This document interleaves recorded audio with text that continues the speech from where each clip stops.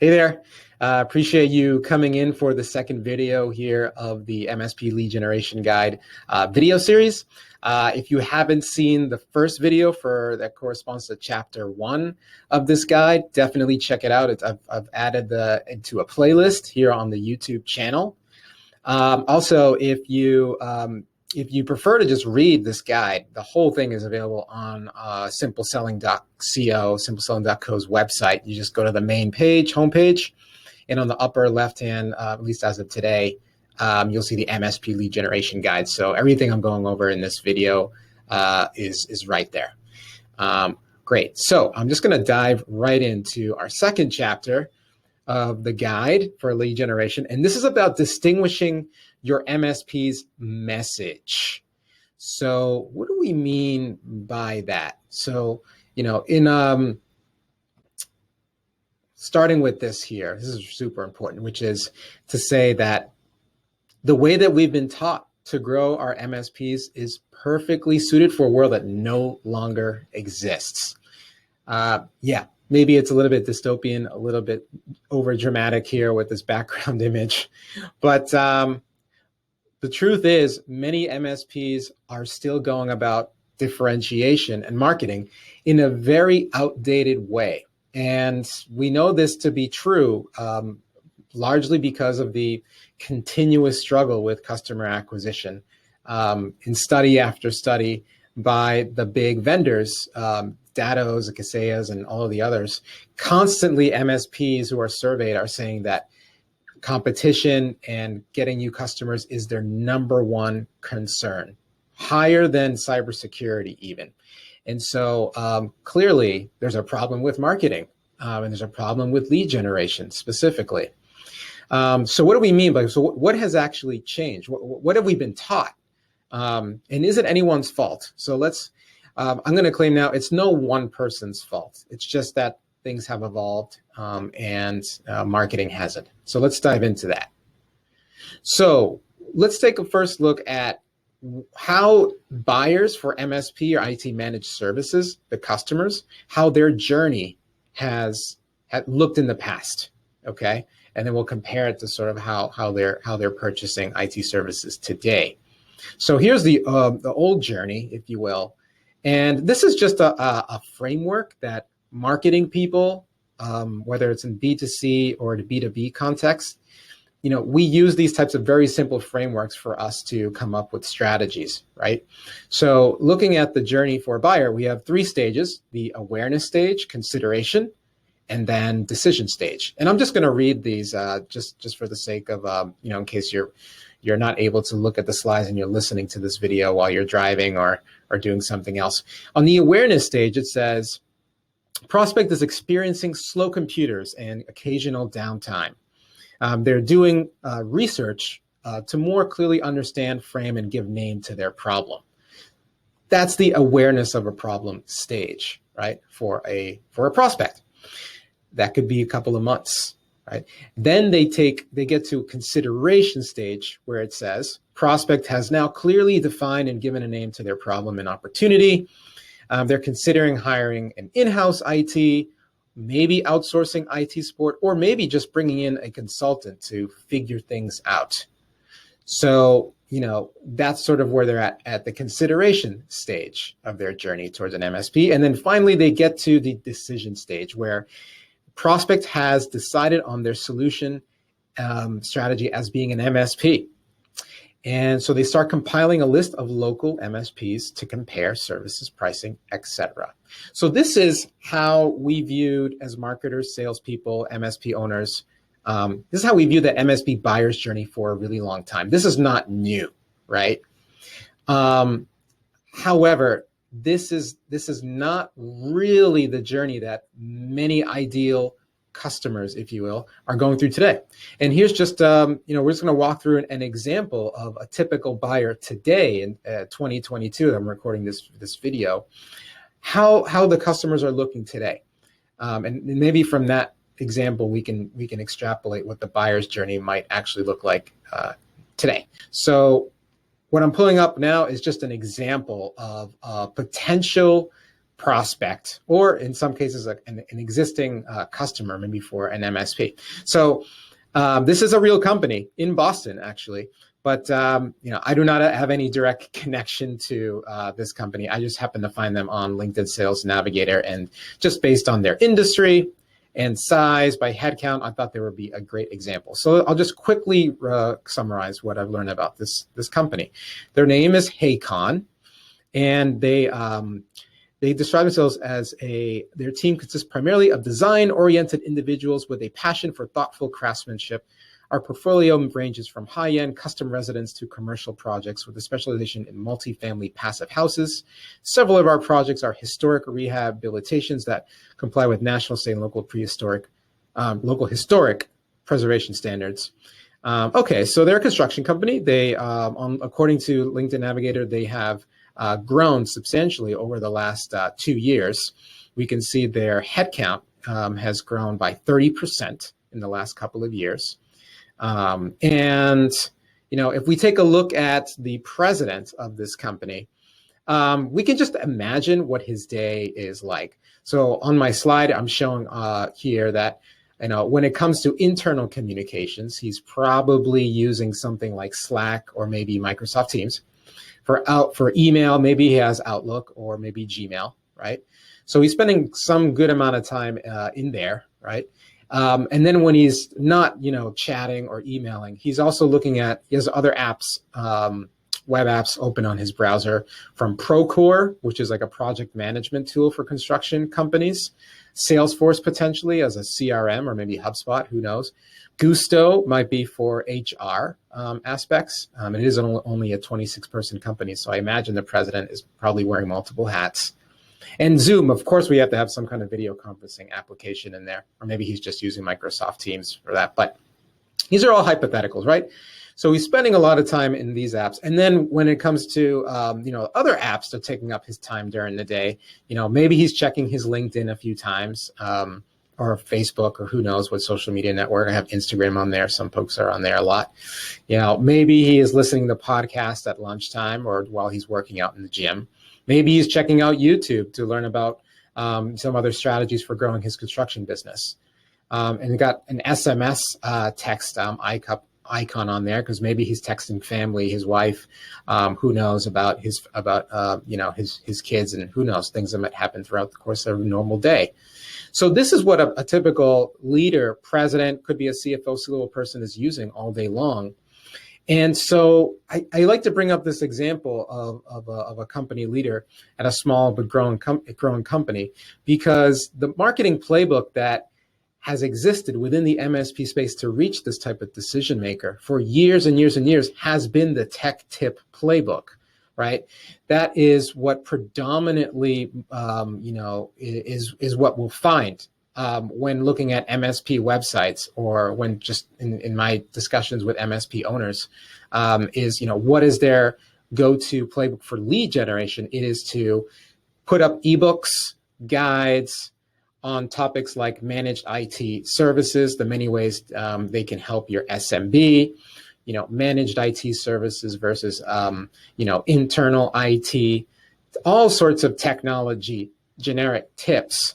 And they could come in the form of blog articles, as I mentioned, ebooks, infographics and things like that. And that is what we find everywhere. And the thing is, presidents like the one we just described are not really spending as much time looking and reading this stuff anymore.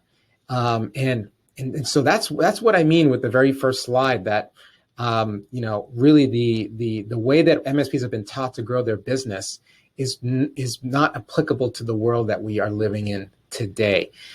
This strategy may have worked very well 10, 15 years ago when there was less competition, right? And then when there was, a lot of other things were different, which we'll get into now. So let's take a look. There are mainly two reasons why this tech tips playbook is just no longer as effective.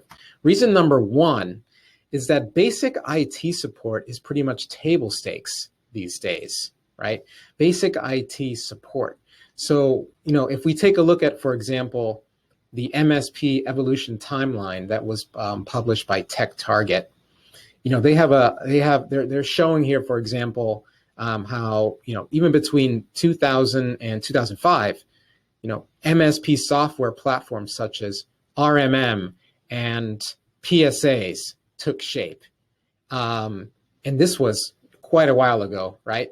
But that was what was happening in your space way back then. Then from 2005 to 2013, maturation of MSP software, vendors push beyond servers to support workstations and mobile devices. MSPs begin to grapple with impact of cloud computing on their business models, right? PE firms begin to take notice of MSPs. And there's so much happening in your industry that, the barriers to entry for a brand new MSP were lowered, right? Break and fix MSPs were able to, do remote monitoring better, right? A lot more is being automated. We also often hear about the great curse of the great curse of the MSP, or the curse of the great MSP, right? Just the more that MSPs automate, the less you have to go on site, the less your customers perceive the value of your service, because everything is just working, right? Everything is working just fine. So why am I continuing to send you a check every month, right? The curse of the great MSP. So all of this is to say that the basic IT infrastructure solutions have improved. It's improved so much that it's kind of table stakes now. And so that's part of the reality, which is a good thing, but it also means that a lot of the other tech tip playbook stuff just doesn't really resonate as much with the target market. What else? Well, YouTube, I'm just showing here a graph of YouTube's growth from 2010 up to now 2022, quarter over quarter. And it's just a huge amount of growth. So what does this mean? This means that there's just more information out on YouTube, videos on every single problem you could possibly have. So even for those companies who may not be working with an MSP or with a break and fix, if they have someone who's tech savvy, just the sheer volume of information in video form has enabled someone to really just find the specific, look up the problems that they have and find the answers much easier now than it used to be. So again, basic IT support doesn't mean they're going to find every answer on there. I'm not saying that, but it's certainly not as difficult as it once was to get answers to very concrete technical problems. And the next slide here is just showing just the sheer volume of websites that has just exploded in the last 20 years. More blogs, just more information. And you guys know that, Microsoft's, the Tech Targets, the how-to websites, there's just so much information out there that, that someone who may not have as much of an IT background as you may be able to finagle sort of answers and sort of get by for basic IT support. So that's part of the reason why the tech tips articles from MSPs just don't really move people or really get people to stay around and read a whole lot, maybe as much as it may have in the past. Second reason tech tip playbooks are just not as effective is that today's problems are actually far more complex. So let's take a look at what could this president from Haycon, from this construction company, what may be keeping him up at night? Could be a lot of things, but let's just say hypothetically, right? I'm not saying again, this is actually happening there, but hypothetically, sales, there could be a lot of problems with sales, HR, budgeting, right? So, on the surface level, this may mean, the CEO, the president may see it as a sales problem. But if you were to be sitting down with an MSP during a quarterly business review, may find out that maybe there's a technology element to the problem, right? Maybe the CRM that they've selected isn't quite meeting the needs of the sales team. Maybe it's missing some aspects of automation. So maybe there's a technology element to the problem, right? So that's kind of very, that's common, and it could be a part of the problem that's resulting in a revenue problem, right? It could be a process issue. Like look at it could be, for example, look at HR. Yeah, maybe there's people who are turning over at the construction company, But it could also mean that there's a problem around security as well, because if people are offboarded from the construction company, there has to be an actual offboarding process where their emails, their phones, and anything else that they were subscribed to in the cloud, all of these things are also being identified and shut down, right? So that is just an example of just how a surface level problem could actually be, there could actually be other underlying problems that the decision maker may or may not even be aware of as well. Budgeting, maybe there's just a lot of volatility. I mean, there's a lot of volatility everywhere, especially right now. With forecasting, it's difficult, but there could be that the fact that he needs some kind of an IT budget that goes beyond just knowing what the MSP is going to send him as an invoice each month. He may need more detail than that so that he can control as much and prevent as any peaks and valleys as possible in the next 6 months. Maybe just not knowing that is causing a lot of stress and anxiety. So this is the kind of stuff that decision makers, for small businesses, medium, large, are worried about. And I bring those just hypothetical examples up because this is where we're going to find the solution, right, to differentiating our MSP. So let's take a look at, what does this actually mean for the buyer's journey, right? Because we looked at the buyer's journey from 10 or 15 years ago. How does this look today with these types of challenges within a small business? So if we look at, I've called this the MSP switcher's journey, and I have the 3 stages again: awareness, consideration, and decision. I'm just going to read again the awareness stage. So let's say there's an existing MSP customer. So maybe Haycon actually already has an MSP that they work with. And they notice that IT costs are spiraling out of control. And the team is actually, his internal team is actually seems to be lower in their productivity working from home. So they start to, the leadership is they're talking internally, trying to figure things out. Maybe they even approach their MSP partner to try to really understand what is actually going on with their lower productivity on the team.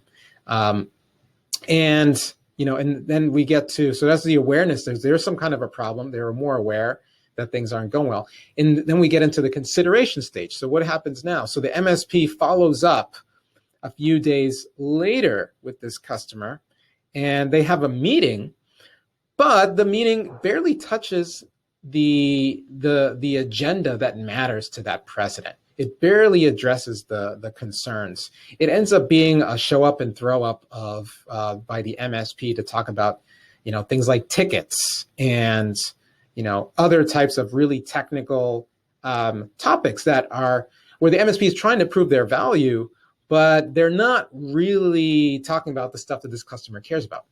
And so the customer ends up feeling frustrated and feeling like they're not really getting answers from their MSP as to root causes about some of these things that they're looking for answers for. And so they end up deciding, they get to a decision stage. The decision stage in this particular example is that the customer, they decide that they need better technology advice to address those other problems, the real problems, or at least what they perceive as the real problems to be. And they decide that they need to make a change to another MSP. So with that being said, clearly there's a big difference now in the market, right? And we need to just be aware that because that is the state of customers today, many are already working with another IT provider. They have they have their basic IT taken care of. They have more complex problems than in the past. That from a marketing perspective, that means that we need to take some things and look at some things differently. So, what do we need to do? We know that MSP lead generation needs to evolve, right? So there's a couple of principles that we apply with our MSP customers to help navigate the changes in differentiation and in marketing. But I think, and I'm just going to highlight three of these key principles here. But unfortunately, there isn't, a single one size fits all solution here. If you're looking for that in this video, you're going to be very disappointed because, it is more difficult now to differentiate, and the answer needs to come from within your organization, right? Which means there's great opportunities for some MSPs who are watching and or listening to this video. And for other MSPs, this is going to require some more soul searching to figure out exactly how to take what you're really good at already and how to make that strength, turn that into a real competitive advantage. So let's look at some of the principles that might enable your MSP to do just that. So first thing is, I think is important to point out here is that differentiation needs to happen within the services department first. So what I mean by that is I like to actually take a look at an example of outside the MSP industry, like CarMax, right? CarMax is, at least as of a few years ago, I'm not sure as of right now, 2022, but CarMax has basically revolutionized the used car industry. They are, I believe, as of a couple of years ago, they were the top seller by 2x or more for used cars. And in listening to what their story, how they differentiated, because let's face it, buying used cars is not necessarily the sexiest industry per se, but the story goes that I think it was in the early 90s, the owners of Circuit City, they realized that they needed to go a different direction. They were struggling to find new locations really to add for Circuit City, and so they contracted a company to do a study to find brand new opportunities for Circuit City. And this third party found the used car industry as being one that was ripe for growth, for change, and needed a change, but that there was a great opportunity there. And Circuit City took the advice from this market research company and went all in. And what they found was that at that time in the early 90s, buying a used car was a really bad experience for customers. They were haggled. It was always a negotiation, and there was very little transparency for the customer. And for those reasons, and it was also a cottage industry. There's just a lot of small used car sales players, but there wasn't any like mega or huge, I guess a national franchise, if you will, for used cars. So because of all of those reasons, Circuit City went all in and they developed CarMax. And some of the things that they did within CarMax was they actually changed I'll just give you a couple of specific examples, things that they did that actually enabled them to succeed with this. So inside the CarMax building, whenever a customer would come in, they actually changed the format or the structure of the desks. So they had desks that were structured in such a way where customers could come around and stand next to the sales consultant or sales associate, and they could look at the computer monitor together and look at the financing for the car that the customer was looking to purchase. Just look at all the different details, right? And because of that structure, it changed the entire perception of the customer and their whole buying experience, right? Because they were no longer sitting across the table from a sales associate who was just kind of doing things on his or her side on the computer and then only showing the customer a printout, or there was just that whole sort of that whole perception of the buying process shifted when they brought the customer on the same side, right? So that was a process change, but it changed the customer experience. Also, they weren't like in Circuit City. They were used to wearing, the sales associate at Circuit City and many used car dealerships at the time was to wear like a coat and tie. But CarMax changed that. They just had their team just wear more like a polo shirt, khakis, just to kind of change that element of that sort of that perception of there being a sort of a whole show that sales associates were trying to put on to customers. And more than that, it was, putting pricing and all of that right up front, just made the customer buying experience so much better. And even I think the last thing I remember reading about CarMax's story was, even if one particular CarMax was missing, a car model that a customer wanted, the inventory available to one location was open to all of the CarMax locations nationwide. And so by shifting that process around giving customers access to almost an unlimited inventory of cars nationwide, that totally changed the ball game. So why am I telling you this story? It's nothing to do with MSP. The point is the differentiation within the used car industry or within a company like CarMax didn't come from like a glorious marketing campaign or an incredible salesperson. It happened because of the changes that the business owners implemented within their own process, within their own business model first.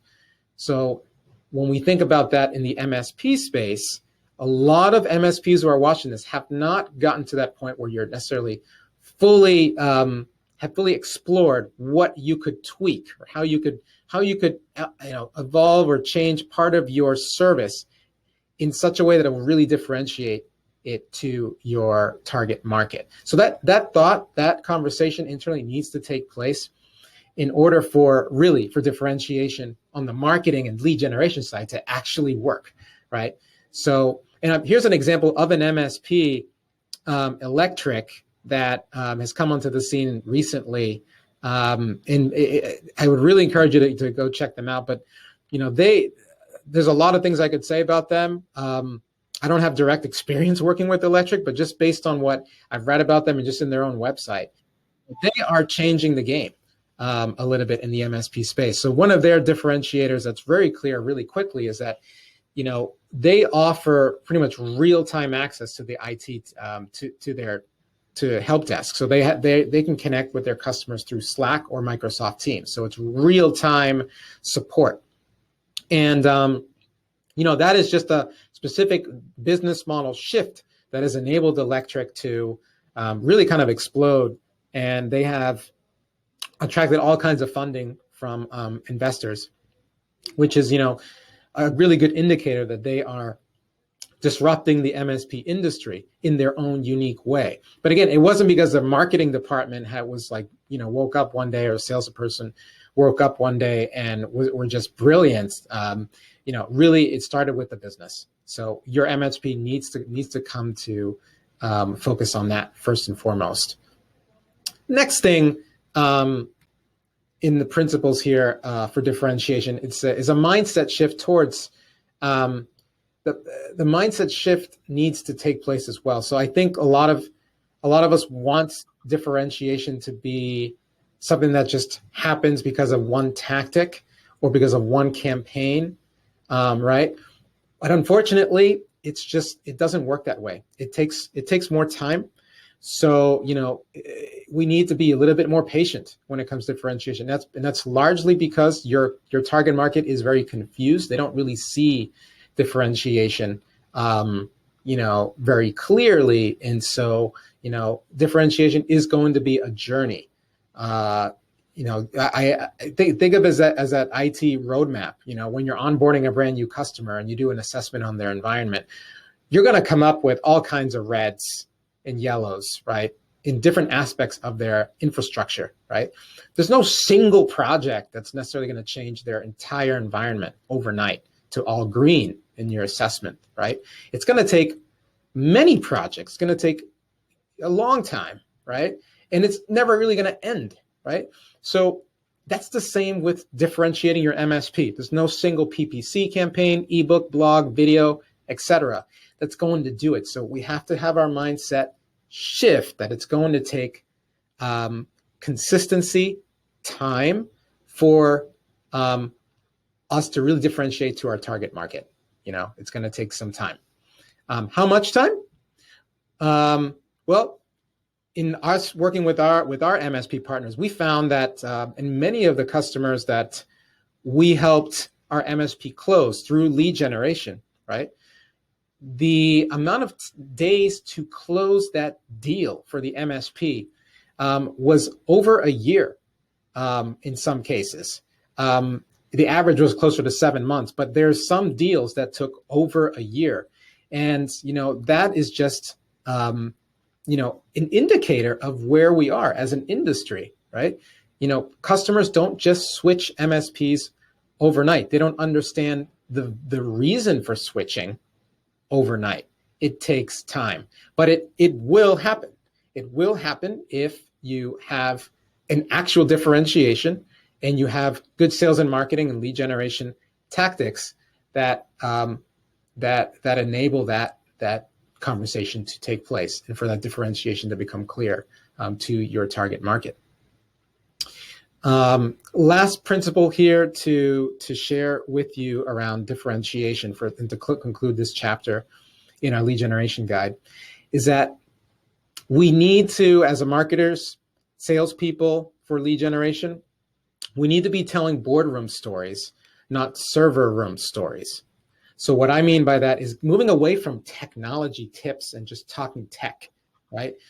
Your prospects, they have business problems and they want to understand how your MSP solves business problems. So boardroom stories, what I mean by that is like when you guys are doing your quarterly business reviews with existing customers or strategic business reviews, whatever you call them, that is where that's where the magic happens. That's where you guys ask those C-level people what are the trends affecting their business, if trends in their industry that are affecting their business. That's where you ask them, how are the different processes in their business? How do they work now? Where are the bottlenecks? Where are the opportunities for, what would you like to see go faster, to go more smoothly? And then that's where you find opportunities to introduce a technology or introduce an integration or introduce some kind of automation, right? It's going to make your customers' lives better. And that also drives project revenue for your MSP.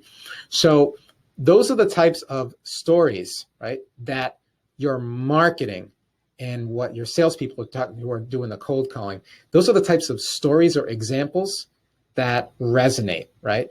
Not just talking about servers and backup and disaster recovery and incidents response and the cybersecurity this and the cybersecurity that. Yes, are those things important? Absolutely. Absolutely. But when it comes to differentiating, because we're talking about lead generation, we're not talking about the sales process here. We're talking about generating interest from the beginning, from just getting on the prospect's radar and having them say, maybe you do things differently. We need to be talking about business impact, business stories, boardroom stories, not tech talks here, okay? Anyway, I hope that some of these ideas help a little bit as you're thinking about differentiating, distinguishing your MSP. We'll be working on the next chapter 3 in the next video here. I'll get to recording soon. Again, hit the subscribe button if you haven't yet, and do appreciate any comments, questions, thoughts, criticisms that you have. Please add those in the comments. I'd love to see that and participate in those conversations with you. Thanks again for your time. Take care.